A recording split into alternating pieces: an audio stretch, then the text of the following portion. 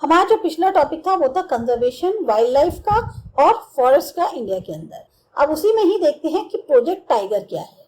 Tiger जो है एक ऐसी वाइल्ड लाइफ स्पीशीज है जो काफी खास है एनिमल्स के वेब में अगर कंपेयर करें तो। 1973 में जो अथॉरिटीज है उनको इस बात का एहसास हुआ कि जो टाइगर की पॉपुलेशन है वो इतनी कम हो गई है, लगभग 1827 रह गई है, जबकि सेंचुरी के टर्न पर वो कितनी थी 55,000 शुरुआत में। जो मेजर थ्रेट्स है टाइगर पॉपुलेशन को वो बहुत सारे हैं, जैसे पोचिंग करना, उनकी खाल उतार लेना ट्रेडिंग के लिए, श्रिंकिंग हैबिटेट, उनके जो क्या कहते हैं जिस जगह वो रहते हैं वो जगह कम होती चली जा रही हैं, जो वो शिकार करते हैं उनकी तरह की स्पीशीज खत्म होती जा रही हैं, ह्यूमन पॉपुलेशन बढ़ती जा रही है। जो ट्रेड है टाइगर स्किन का या उनकी जो बोन्स का इस्तेमाल होता है ट्रेडिशनल मेडिसिन में, खासतौर से एशियन कंट्रीज में, उसके कारण जो टाइगर का पॉपुलेशन है वो एक तरह से लुप्त होने की कगार पे आ गया।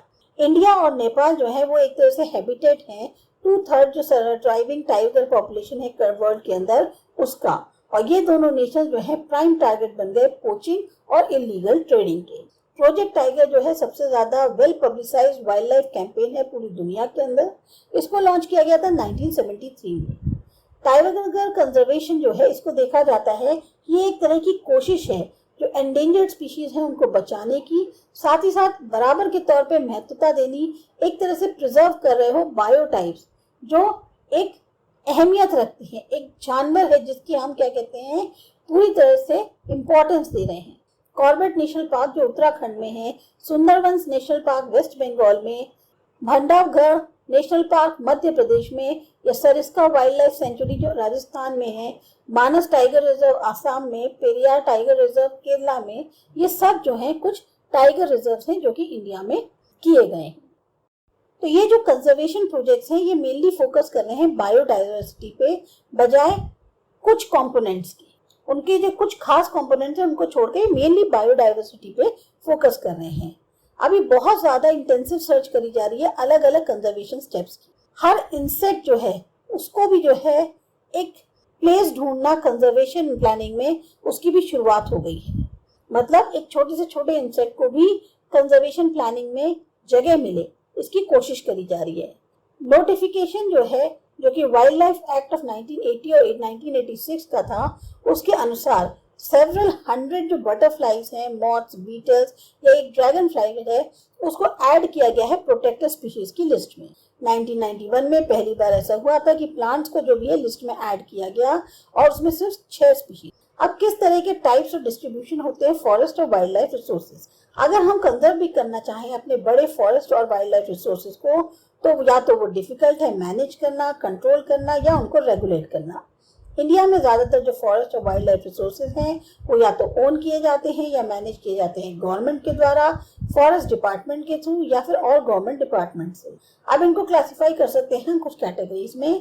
पहला है रिजर्व फॉरेस्ट। आधे से ज्यादा जो टोटल फॉरेस्ट लैंड है वो रिजर्व फॉरेस्ट के तौर पर डिक्लेयर की गई है।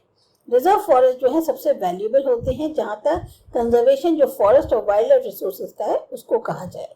प्रोटेक्टेड फॉरेस्ट जो है लगभग 1/3 जो टोटल फॉरेस्ट एरिया है वो प्रोटेक्टेड फॉरेस्ट है। इसको भी डिक्लेयर किया गया है फॉरेस्ट डिपार्टमेंट के द्वारा। ये जो फॉरेस्ट लैंड है प्रोटेक्ट करी गई है कि इसका और ज्यादा जो है डिप्लीशन ना हो। अनक्लास्ड फॉरेस्ट जो है ये एक तरह के और फॉरेस्ट हैं, वेस्टलैंड्स हैं जो कि गवर्नमेंट और प्राइवेट इंडिविजुअल्स और कम्युनिटीज को बिलोंग करते हैं। रिजर्व और प्रोटेक्टेड फॉरेस्ट जो है उनको भी हम रिफर करते हैं परमानेंट फॉरेस्ट का स्टेट के तौर पर, जिनको कि मेंटेन किया जाता है ताकि टिम्बर है या जो और फॉरेस्ट प्रोड्यूस है उसको उत्पन्न किया जा सके, और या फिर प्रोटेक्टेड रीजन के तौर पर। मध्य प्रदेश के पास सबसे बड़ा एरिया है परमानेंट फॉरेस्ट के अंदर, जिसमें 75% उसका जो है टोटल फॉरेस्ट एरिया में परमानेंट फॉरेस्ट जो है वो 75% है। जम्मू और कश्मीर, आंध्र प्रदेश, उत्तराखंड, केरला, तमिलनाडु, वेस्ट बंगाल और महाराष्ट्र, यहाँ सबसे ज्यादा परसेंटेजेस है रिजर्व फॉरेस्ट की जो टोटल फॉरेस्ट एरिया है, जबकि बिहार, हरियाणा, पंजाब, हिमाचल प्रदेश, ओडिशा और राजस्थान में बहुत इसकी बल्क है, भारी मात्रा है प्रोटेक्टेड फॉरेस्ट के अंदर। नॉर्थ ईस्टर्न स्टेट्स में या कुछ हिस्सों में गुजरात के बहुत हाई परसेंटेज है इन फॉरेस्ट की और अनक्लास फॉरेस्ट के तौर पर, और इनको मैनेज किया जाता है लोकल कम्युनिटीज के द्वारा। अब बात करते हैं कम्युनिटी और कंजर्वेशन की। जो कंजर्वेशन स्ट्रैटेजीज हैं अब वो नई नहीं है हमारी कंट्रीज में। हम ज़्यादातर इग्नोर कर देते हैं कि इंडिया के अंदर जो फॉरेस्ट हैं वो कुछ ट्रेडिशनल कम्युनिटीज का भी घर हैं। कुछ इलाके हैं इंडिया के अंदर, लोकल कम्युनिटीज वहाँ स्ट्रगल कर रही हैं ताकि अपनी जो हैबिटेट्स हैं उनको संरक्षित कर सकें। साथ ही साथ जो गवर्नमेंट ऑफिशियल्स हैं इस चीज़ को वो पहचाने कि इससे क्या होगा, वो अपने खुद की जो जीविका है उसको वो काफ़ी लंबे समय तक चला पाएंगे। सरिस्का टाइगर रिजर्व जो है राजस्थान में, वहाँ विलेजर्स ने जो है लड़ाई लड़ी माइनिंग के खिलाफ वाइल्ड लाइफ प्रोटेक्शन एक्ट को यूज करके। उसके अंतर्गत बहुत सारे इलाकों में विलेजर्स जो हैं खुद जो है हैबिटेट्स को प्रोटेक्ट कर रहे हैं और जो गवर्नमेंट का इन्वॉल्वमेंट है उसको पूरी तरह से रिजेक्ट कर रहे हैं। जो इनहैबिटेंट्स हैं 5 गांव के अलवर डिस्ट्रिक्ट में राजस्थान के, उन्होंने ये डिक्लेयर कर दिया कि 1200 हेक्टेयर जो जंगल है वो भैरव देव डाकव सेंचुरी वो है। मतलब क्योंकि वहाँ पर खुद अपने रूल्स है, रेगुलेशंस हैं, जहाँ पर ना तो हंटिंग अलाउ है और वो प्रोटेक्ट कर रहे हैं वाइल्ड लाइफ को किसी भी बाहरी एनक्रोचमेंट से। सेक्रेड ग्रोव्स, ये जो है एक ऐसी वेल्थ है जो डाइवर्स है और बहुत ही रेयर स्पीशीज। नेचर वर्शिप जो है वो एक बहुत पुराना ट्राइबल बिलीफ है जो कि इस धारणा पर बेस्ड है कि सारी क्रिएशंस जो हैं नेचर की हैं और उनका सुरक्षित होना जरूरी है। ऐसी जो मान्यता है उससे कई सारे जो वर्जिन फॉरेस्ट होते हैं वो कहलाते हैं सेक्रेड ग्रोव्स, यानी ये जो ग्रोव्स हैं ये फॉरेस्ट हैं गॉड्स और गॉडेसेस के। ये जो पैचेस हैं फॉरेस्ट के या कुछ बड़े हिस्से हैं फॉरेस्ट के, इनको जो है बिल्कुल भी छुआ नहीं गया है लोकल लोगों के द्वारा और कोई भी इंटरफेरेंस उनके द्वारा बैन है। कुछ सोसाइटीज हैं जो एक खास ट्री को जो है ज्यादा अहमियत देती हैं क्योंकि उन्होंने इसको प्रिजर्व करके रखा है पता नहीं कितने लंबे समय तक। मुंडास और जो संथल है छोटा नागपुर रीजन में, वो महुआ की पूजा करते हैं या कादम्बा की जो पेड़ होते हैं। इसी तरह से ट्राइबल्स जो ओडिशा और बिहार के हैं वो टैमरिंड और मैंगो ट्रीज की वेडिंग के दौरान पूजा करते हैं। हमारे रोहतों के लिए पीपल और बैंगन ट्रीज जो हैं इनको सेक्रेड माना जाता है। इंडियन सोसाइटी में बहुत सारे कल्चर्स हैं और उनके हर एक के अपने ट्रेडिशनल मेथड्स हैं नेचर को कंजर्व करने के या उसकी क्रिएशन को। सेक्रेड क्वालिटीज जो हैं वो स्प्रिंग्स, माउंटेन पीक्स, प्लांट्स और एनिमल्स जो कि खास तौर से क्लोजली प्रोटेक्टेड हैं उनके लिए करी जाती है। अब जैसे आपको मिलेंगे ट्रूप्स जो है मैक्यूज के, लंगूर्स के बहुत टेम्पल्स के बाहर, ये डेली जो है इनको खिलाया जाता है, टेम्पल का पार्ट समझा जाता है भक्तों के द्वारा, चाहे अंदर हो चाहे बाहर हो।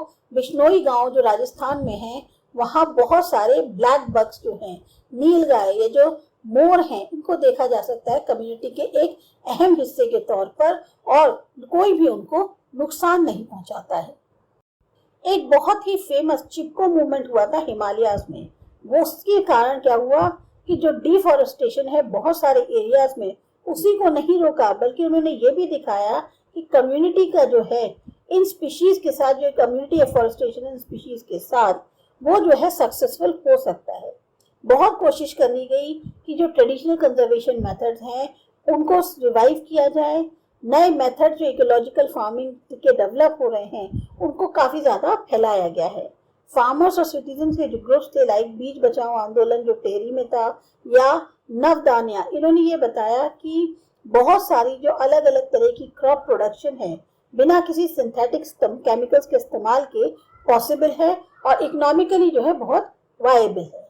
इंडिया में जो जॉइंट फॉरेस्ट मैनेजमेंट प्रोग्राम है वो एक बहुत बड़ा एग्जाम्पल है जिसमें उन्होंने लोकल कम्युनिटीज को मैनेजमेंट में इन्वॉल्व किया है और जो फॉरेस्ट हैं जो खराब हो चुके हैं उनको रिस्टोर करने में। ये प्रोग्राम जो है एक तरह से एग्जिस्टेंस में आया फॉर्मल तौर पे 1988 में, जब ओडिशा जो स्टेट थी उसने first resolution joint forest management का पास किया। जॉइंट फॉरेस्ट मैनेजमेंट डिपेंड करता है फॉर्मेशन पे लोकल इंस्टीट्यूशंस के जो कि प्रोटेक्शन एक्टिविटीज को करते हैं डिग्रेडेड फॉरेस्ट की लैंड पे और इसको मैनेज किया जाता है फॉरेस्ट डिपार्टमेंट के द्वारा। बदले में जो मेंबर्स हैं कम्युनिटीज के उनको ये एंटाइटल्ड हैं कि उनको जो है बेनिफिट्स मिलेंगे इसके, जैसे नॉन टिम्बर फॉरेस्ट प्रोड्यूस हैं वो इनको दी जाएंगी या जो टिम्बर हार्वेस्ट होगी सक्सेसफुल प्रोटेक्शन की मदद से उसका इनको एक हिस्सा मिलेगा। तो ये जो है चीज क्लियर हो जाती है कि चाहे एनवायरमेंटल डिस्ट्रक्शन हो या रिकंस्ट्रक्शन हो इंडिया के अंदर, लोकल कम्युनिटीज जो हैं उनको इन्वॉल्व होना जरूरी है किसी न किसी तरीके के नेचुरल रिसोर्स मैनेजमेंट में। और अभी बहुत लंबा सफर तय करना है इन लोकल कम्युनिटीज को कि ये जो है सेंटर स्टेज बने डिसीजन मेकिंग में। खाली इकोनॉमिक और डेवलपमेंटल एक्टिविटीज को छोड़ के जो कि पीपल सेंट्रिक होती हैं, एनवायरमेंटल फ्रेंडली होती है या फिर इकोनॉमिकल तौर पे रिवॉर्डिंग होती है। गौतम बुद्ध की एक सेइंग दी है कि एक जो ट्री होती है वो ऐसा खास ऑर्गेनिज्म है जिसमें बेतहाशा काइंडनेस होती है, बेनेवलेंस होती है और कुछ भी डिमांड नहीं करता अपनी सस्टेनेंस के लिए, बल्कि अपनी जो प्रोडक्ट्स हैं उसकी खुद की जो लाइफ एक्टिविटी की वो भी दूसरों को देता है।